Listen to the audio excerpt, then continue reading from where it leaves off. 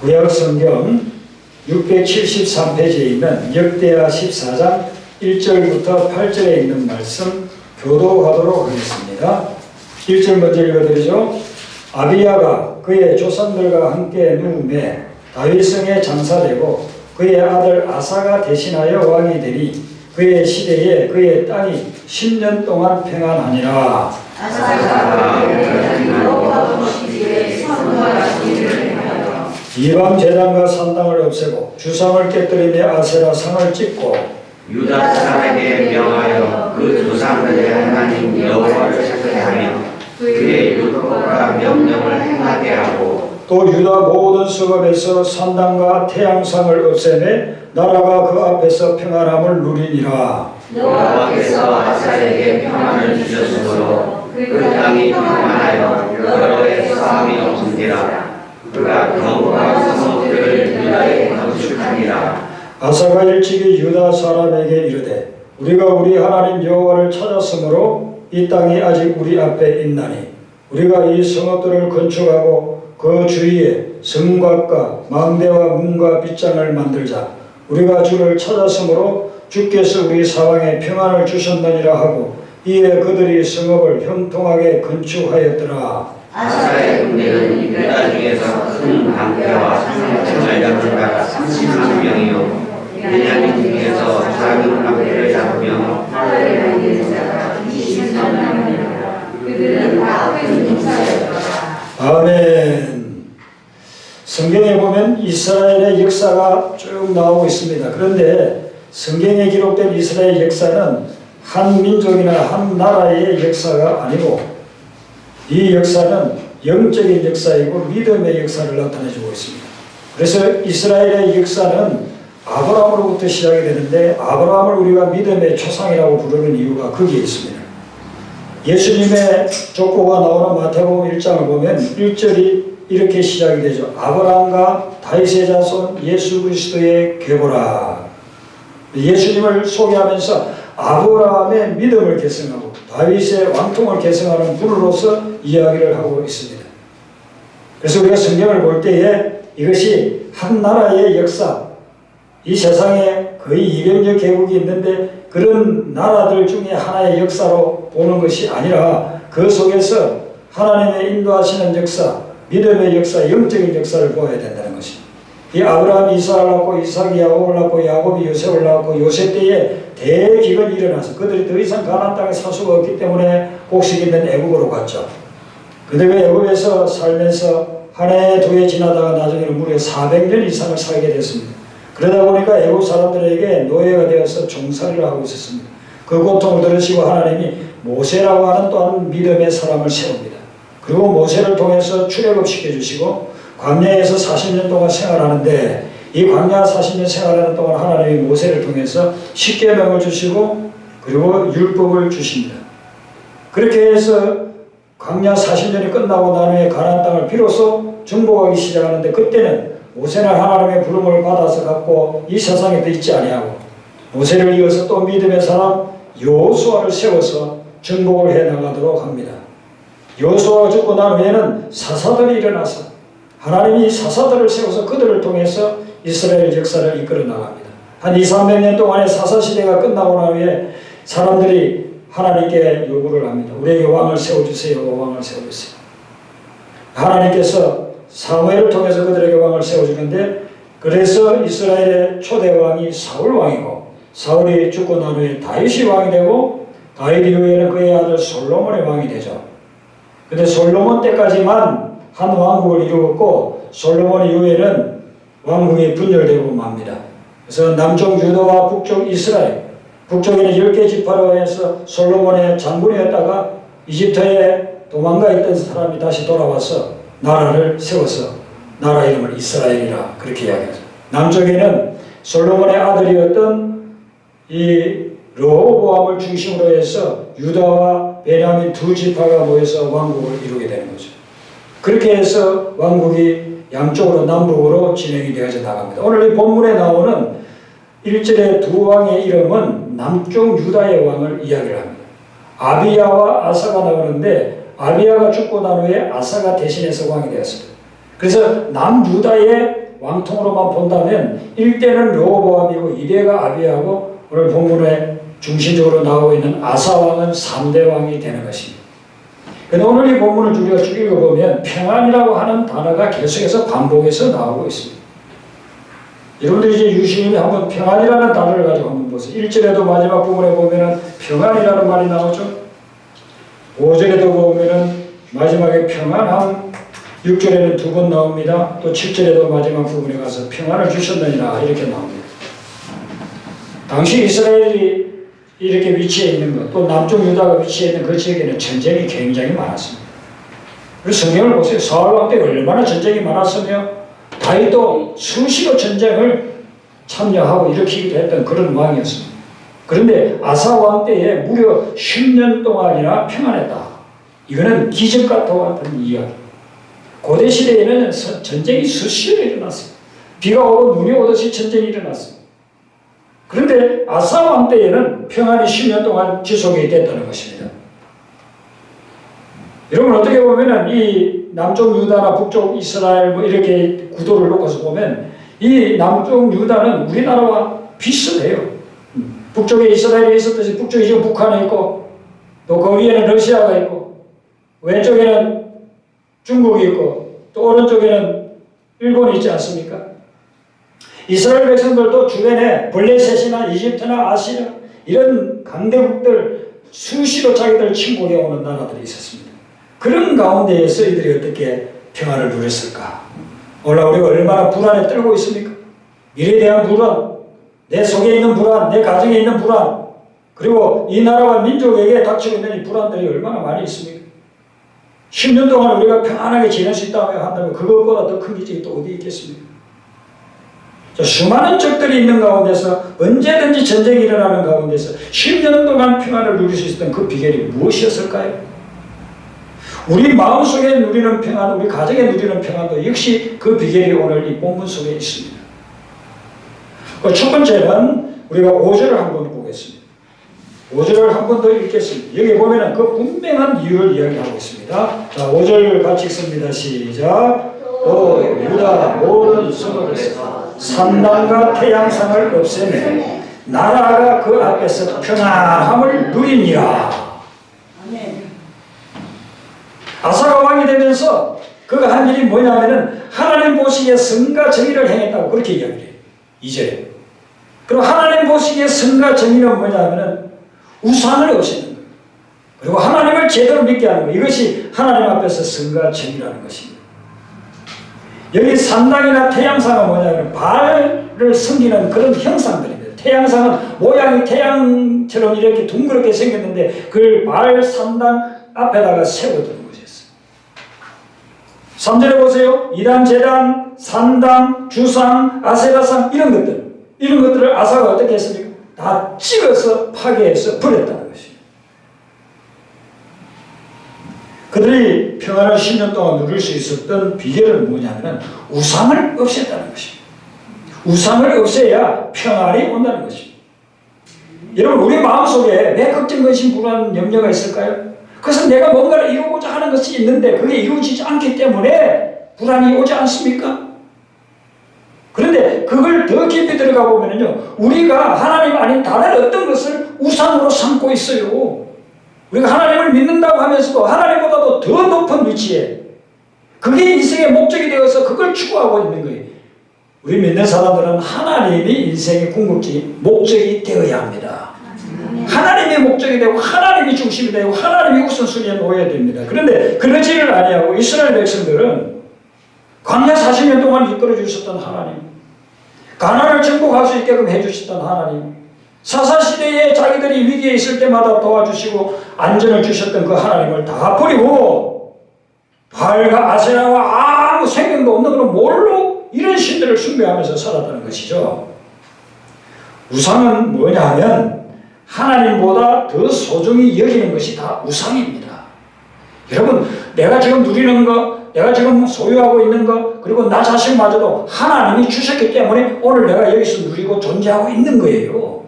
하나님이 만약에 주시지 않았다고 한다면 제가 어떻게 태어났겠어요? 하나님이 주시지 않았다고 한다면 내가 어떻게 먹고 있겠어요? 하나님이 주시지 않았다고 한다면 내가 어떻게 오늘 이 자리에 서가지고 건강한 모습으로 하나님을 예배할 수 있겠어요? 하나님이 다 주셨습니다. 그런데 내 모든 것들을 주신 하나님은 제쳐놓고 이 세상에 잠깐 있다가 없어질 그것을 추구하는 거예요. 그래서 오늘날 사람들은 돈이 우상이 되어져 있고 권력이 우상이 되어져 있고 쾌락이 우상이 되어져 있습니다. 그래서 그 결과는 어떻습니까? 그래서 행복합니까? 우상을 섬기면 인생은 종국적으로 망하고 맙니다. 그게 성경의 역사가 우리에게 전해주고 있는 말인 것입니다. 그래서 우상을 섬기지 말라는 것이죠. 저는 요즘 매스컴을 보면서 참 안타까운 것은 어떤 정치적으로나 연예계통이나 스포츠 계통에서 그런 대단한 위치에 올라가 있는 사람들, 그까지 올라가려고 얼마나 힘쓰고 노력하고 애썼겠습니까?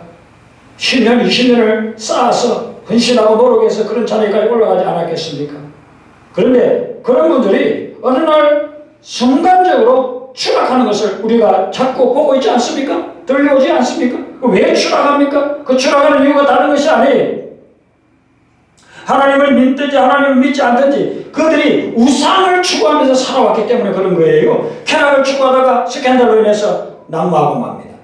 물질을 추구하다가 그 권력 비교가 연루되어가지고 또 낙마하고 맙니다. 여러분, 우리가 이런 것들을 이야기를 하면 사람들은 그건 무슨 뚱딴지 같은 저 나무나라 이야기만 하는 것 같이 그렇게 여겨질지 모르지만 이건 이제는 우리 삶에 너무나도 밀접하게 연관되어 있는 것입니다. 이걸 모르기 때문에 사람들은 막 우상을 섬기고 있는 거예요. 사람들 하나님의 말씀을 이렇게 들려주면요, 그것은 자기 삶을 간섭하고 잔소리하는 그런 소리 정도로 치부해버리고 말아요. 그러나 여러분, 우리가 만약에 그 말을 들으면 살고 듣지 않으면 죽는다고 한다고 한다면 그 말을 듣지 않을 사람은 누가 있겠어요?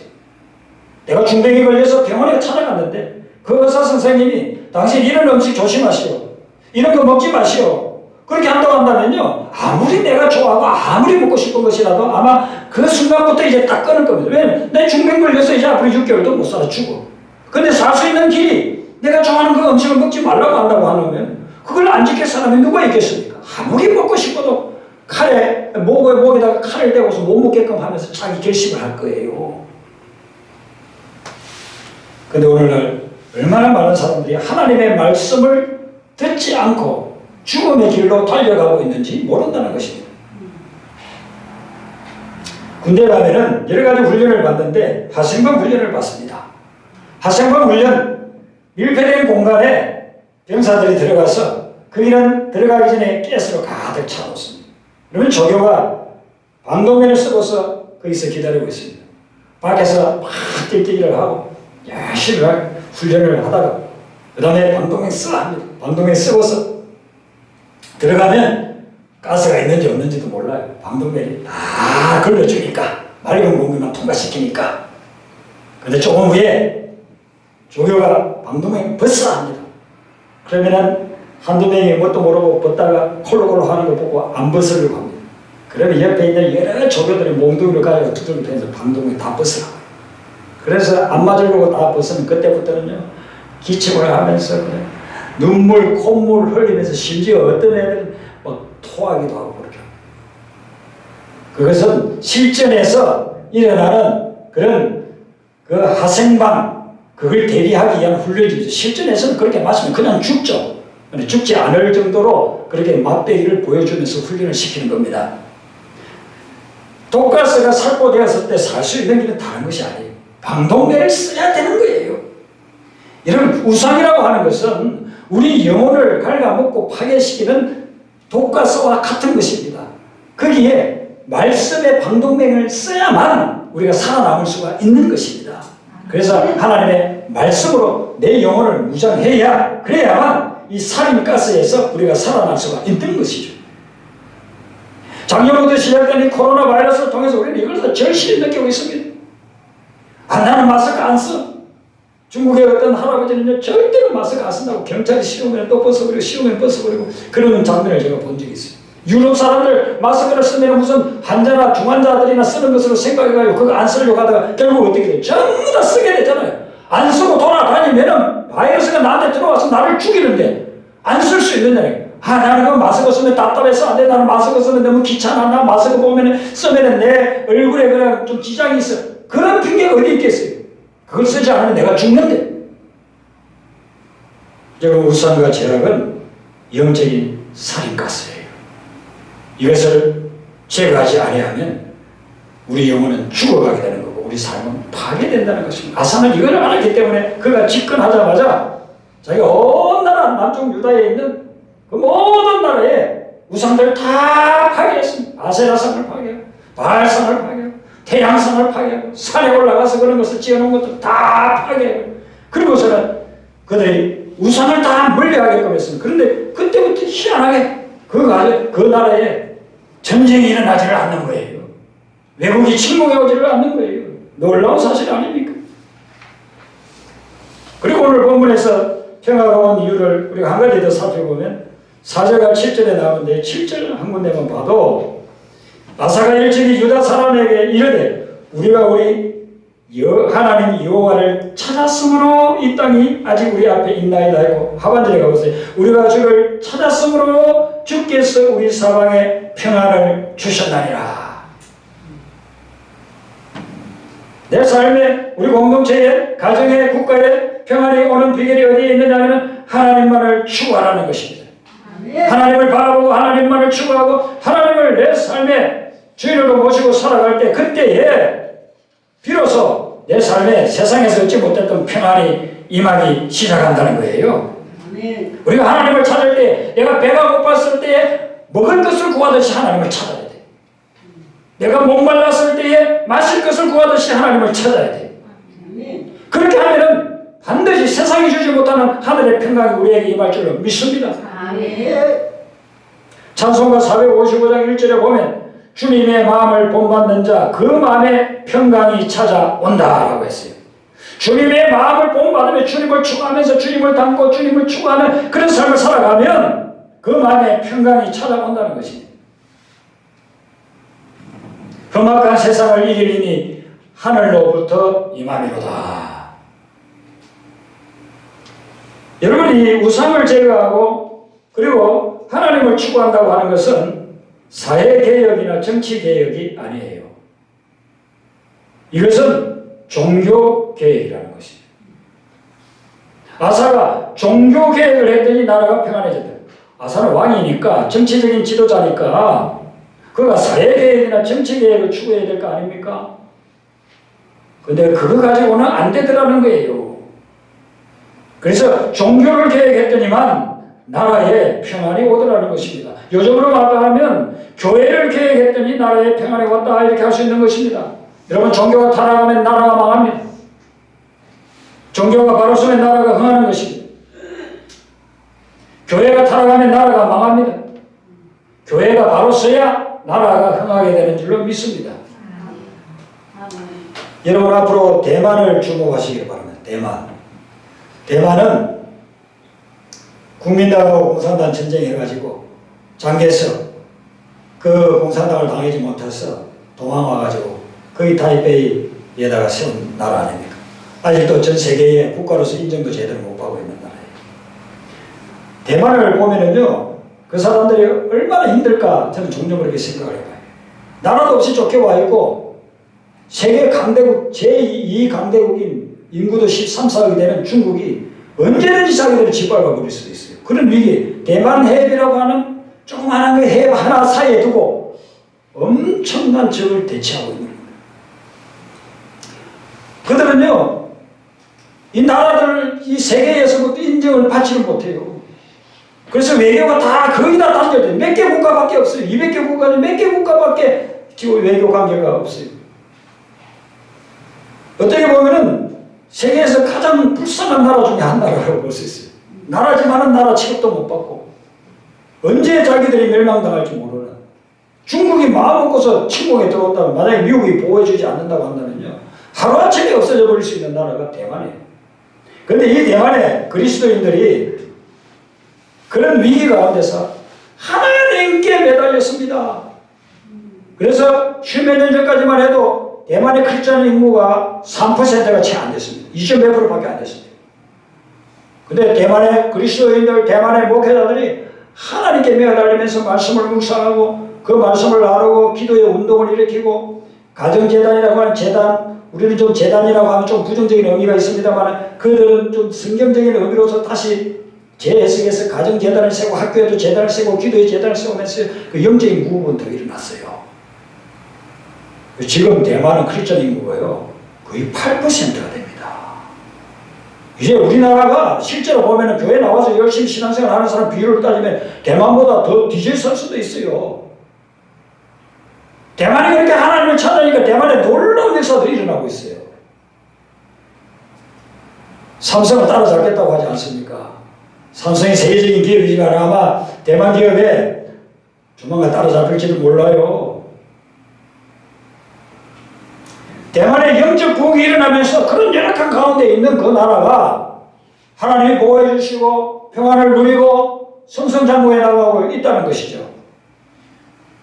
여러분, 우리나라의 이 운명이 우리의 운명을 좌우합니다.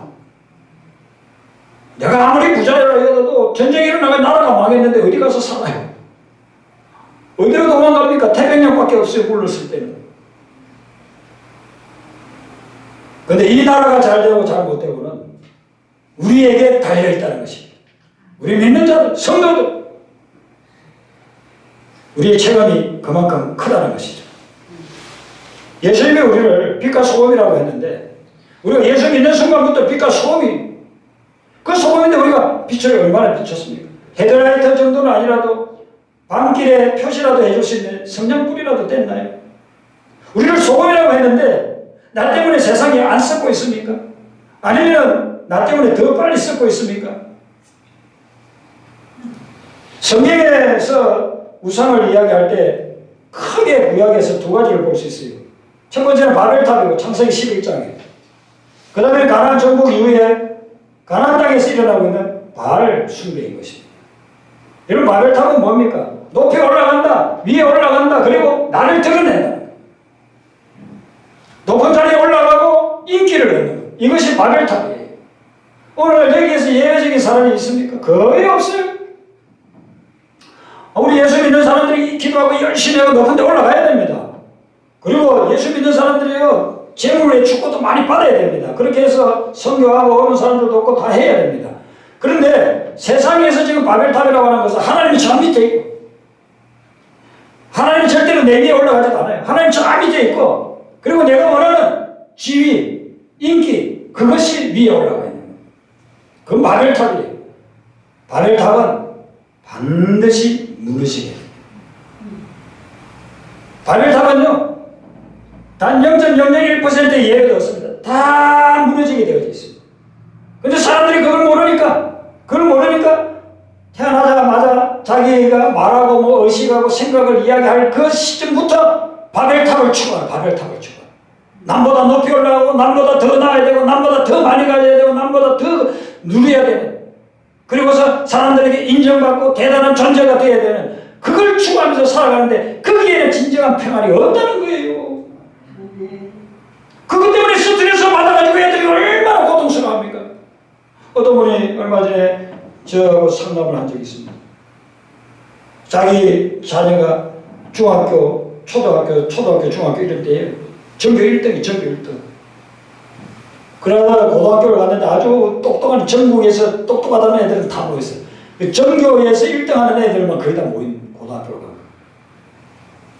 여태까지 자기는 1등을 해왔는데 여기 가보니까 이제는 1등이 아니고 10등도 아니고 뭐 한 300명 있다고 한다면 뭐 한 200명씩 할까 말까 이렇게 돼요. 스트레스를 받아요. 스트레스. 우울증이 오고 애가 학교를 안 가고. 왜 그렇게 됐을까요? 부모들이 어린 세대가 애를 그렇게 망쳐놓은 겁니다. 망쳐놨어요. 그 애가 초등학교, 중학교에서 1등 했으면 다른 데서 좀 뭐 꼴찌 하더라도 얼마든지 건강한 삶을 살아갈 수 있는데 1등밖에 없어요. 1등밖에. 한국 사람들 1등밖에 없어요. 그래서 애들 공부해라 애가 그냥 미쳐서 돌아다. 우울증이 와가지고 사람들 만나고 싶어 하지도 않고 병원에 가서 아무리 의사하고 상담을 하고 약을 먹어도 낫지도 않고 그거 나으려고 하면 어떻게 되냐면 저 시골에 가가지고요 그냥 농사 지으면서 살면 그냥 나아요. 경쟁하지 말고.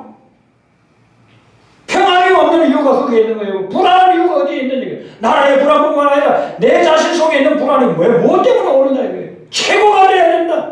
남보다 더 나아야 된다. 그게 우상이 되어져 있어요. 그러는 동안에는 절대로 평안이 없습니다. 그래서 최고가 됐다고 칩시다. 우리나라에서 최고가 됐다 칩시다. 세계에 가면 최고가 됩니까? 세계에 가면 우리나라에서 최고가 돼봐야 그거 몇백 등 될까 말까요? 우리나라에서 돈 아무리 많이 가지고 있어도 세계에 내놓으면 그거 뭐 몇십 등이나 될까 말까 그 정도밖에 안 되잖아요. 그리고 세계에 최고가 됐다고 칩시다. 뭐 아마존의 뭐 회장처럼 빌 게이츠처럼 세계에서 최고가 됐다고 칩시다. 그럼 또 그거 지키라고 만날 불안해. 그거 지키라고. 1등 해야 되는데 계속 1등 해야 되는데 2등 하면 창피스럽대. 그거 때문에 또 불안하다. 우상을 제거해야 평안이 오는 줄로 믿습니다. 존 템플턴이라고 하는 분이 있어요. 이분이 영국 분인데 이분이 사업을 하고 투자를 해가 돈을 어마어마하게 벌었습니다. 우리가 상상할 수 없는 어마어마한 돈을 벌었습니다. 근데 이분이 나이가 들면서 돈 많이 버는 거 그거에 대한 거는 허무하다는 걸 깨달았습니다. 그리고 돈 버는 분이 사업하는 분이 돈 버는 쪽으로 전문가가 되는 것이 아니라 영적인 것에 계속해서 더 전문가가 되어가셨습니다. 그리고서는 지금으로부터 50년 전 1972년도에 템플턴 상이라는 상을 만듭니다. 그 당시 그 상금이 얼마냐면 30만 불이었어요. 지금으로 따지면 한 3억 정도. 50년 전에 3억이라고 한번 생각해 보세요. 그리고 물가에 따라서 계속해서 그 상금을 올려나갔습니다. 지금 얼마를 주는지는 뭐 정확하게 저는 모르지만 지금도 굉장한 액수를 줍니다. 그거 가지고 평생 먹고 살 정도의 그런 상금을 주는 거예요. 그런데 이 템플턴 상은 어떤 거냐 하면은 영적으로 인류를 위해서 기여한 사람에게 주는 거예요. 우리를 치면 신앙적으로 믿음에 있어서 제대로 살고 많은 기여를 한 사람에게 주는 것이 템플턴 상입니다. 그래서 제1회 템플턴 상을 수상한 분은 테레사 수녀였고 우리나라에서는 유일하게 한경진 목사님이 이 상을 받았습니다. 우리가 돈이 없을 때는요, 좀 더 가졌으면 우상대가 하지만 세계에서 그런 전설적인 부자가 다 되고 난 후에는 그분은 그게 다 허무하다는 거예요. 그래서 이분은 자기 그 많은 재산 다 사회에 하느라고 템플턴 상 매년 그렇게 뭐 10배득씩을 만약에 준다고 생각해보세요. 얼마나 많은 그런 돈이 있어야 되겠습니까? 그거 자기 자녀들에게 유산을 하나도 남기지 않았어요. 자기가 수십 년 동안을 투자계통해서 일을 하면서 많은 사람들, 그리고 그 사람은 많은 회사들의 CEO가 됐거든요. 그런 걸 쭉 보면서 수많은 사람들을 보면서 돈을 유산으로 받은 사람들은 행복하지 않더라는 거예요. 그리고 타락해버리더라는 거예요. 대부분이. 그래서 자기가 평생 모았던 사람들에게 우상의 대상이 될 수 있는 그런 엄청난 그 돈을 다 사용하느라고 자기 자녀들에게는 유산을 남기지 않았습니다. 이분은 제가 어떻게 보면은 정말 목회자 수천 명이 할 수 있는 그 일을 단 혼자서 평신도가 해냈다는 것이죠.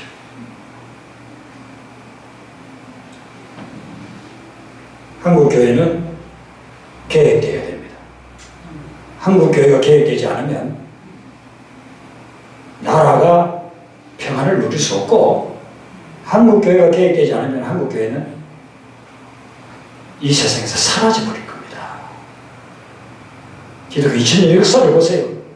한때 부흥하고 심지어 인구의 90%까지 부흥했던 그런 크리스찬이 되었던 나라들이 지금은 크리스찬이 1%, 2%도 안 되는 나라들이 얼마나 많습니까? 유럽에. 한국은 고작해야 10몇 % 정도까지밖에 올라가지 못했습니다. 지금 하나님 앞에서 진실하게 나와서 주일날 예배를 드리며 경건하게 빛과 소금의 역할을 하면서 사는 크리스찬이 지금 몇 프로나 될까요? 20명, 30명 중에 한 명이나 될까요? 우리가 어떻게 믿음 생활을 하느냐가 이 민족에게 평안을 가져다 주느냐 아니냐가 결정나요. 그리고 내가 정말 복된 삶, 행복한 삶을 살 수 있느냐 아니냐가 결정나는 거죠.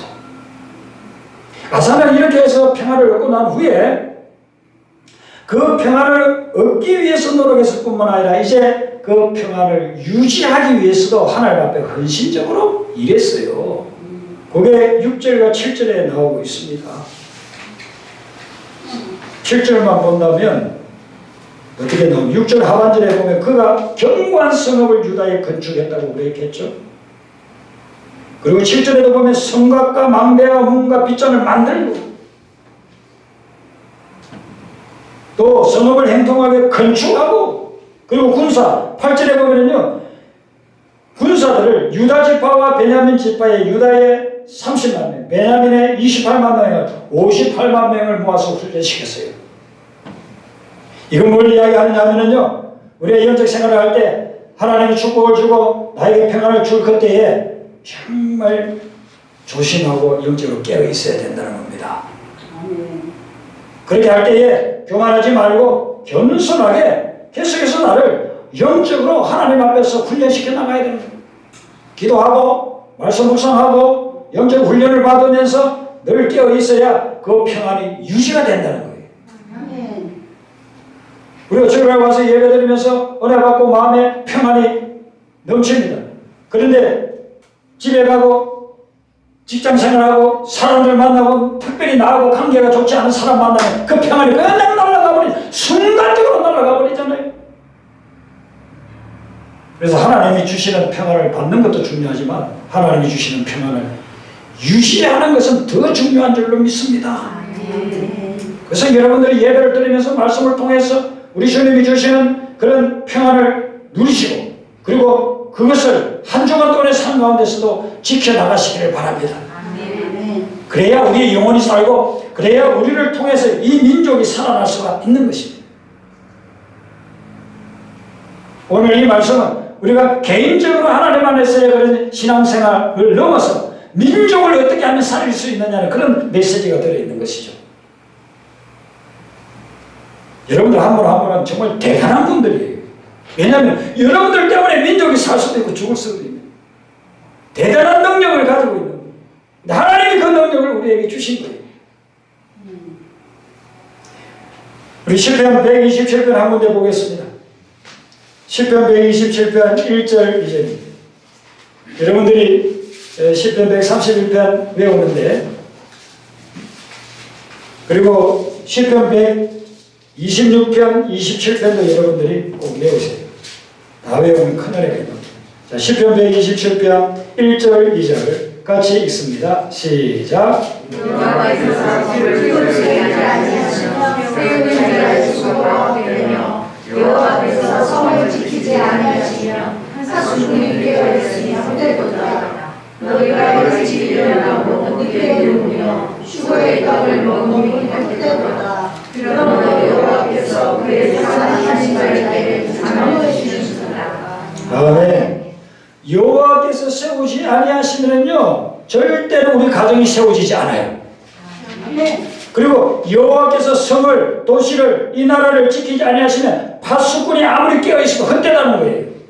하루에 3교대 4교대를 하면서 보초가 아무리 휴전선에 지키고 있어도 여호와께서 지켜주시지 아니하면 다 헛되다는 겁니다. 김정은이가 언제 그냥 미사일 몇 개 그냥 날려가지고 서울을 불바다로 만들지 몰라요. 하나님이 지켜주셨기 때문에 지금까지 우리가 안전하게 이렇게 거하고 있는 것입니다. 그러므로 우리는 하나님이 들려주는 말씀에 귀를 기울이고 하나님이 지켜주시는 그 믿음의 세계로 들어가야 됩니다. 이번 한 주간도 하나님 때문에 여러분의 가정이 지켜지고 이 민족이 지켜지는 그런 역사가 있기를 바랍니다. 그래야만 우리는 하나님 주시는 진정한 평안 속에서 살아갈 수가 있다는 것입니다.